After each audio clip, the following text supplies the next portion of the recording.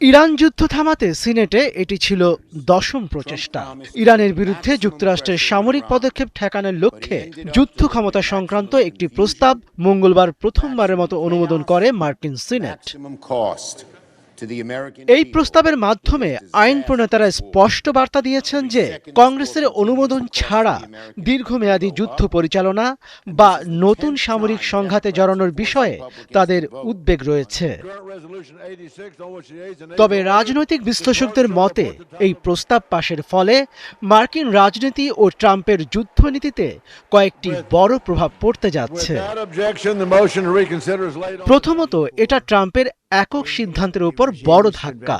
Trump প্রশাসন যে Iran সংঘাত সম্পূর্ণ নিজের পছন্দে বা একক সিদ্ধান্তে শুরু করেছিল, এই প্রস্তাব পাশের মাধ্যমে তার উপর আইন প্রণেতারা একটি বড় লাগাম টানলেন। এটি স্পষ্ট করে দিল যে প্রেসিডেন্ট চাইলেই একক ইচ্ছায় যুদ্ধ চালিয়ে যেতে বা নতুন করে যুদ্ধ শুরু করতে পারবেন না। দ্বিতীয়ত, রিপাবলিকান পার্টির ভেতরেও ট্রাম্পের নীতি নিয়ে মতবিরোধ সামনে এসেছে।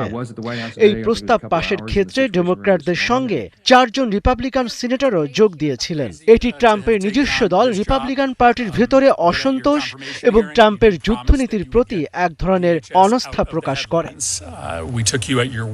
এরপরই যে জটিলতা তৈরি হচ্ছে সেটা যুদ্ধ অর্থায়নে। ইরান সংক্রান্ত ভবিষ্যৎ সামরিক ব্যয়ের জন্য কংগ্রেস থেকে বিপুল অর্থ বরাদ্দ আদায় করা প্রশাসনের জন্য আরও কঠিন হয়ে উঠতে পারে। সবশেষ ট্রাম্প নিজেই স্বীকার করেছেন যে এই প্রস্তাব পাশের ফলে ইরানের সাথে চলমান আলোচনা বা দর কষাকষিতে যুক্তরাষ্ট্রের অবস্থান কিছুটা দুর্বল হতে পারে। বিশ্লেষকদের মতে সিনেটের এই প্রস্তাব ট্রাম্পকে পুরোপুরি থামাতে না পারলেও তার রাজনৈতিক ও কৌশলগত স্বাধীনতার উপর একটি গুরুত্বপূর্ণ চাপ তৈরি করেছে।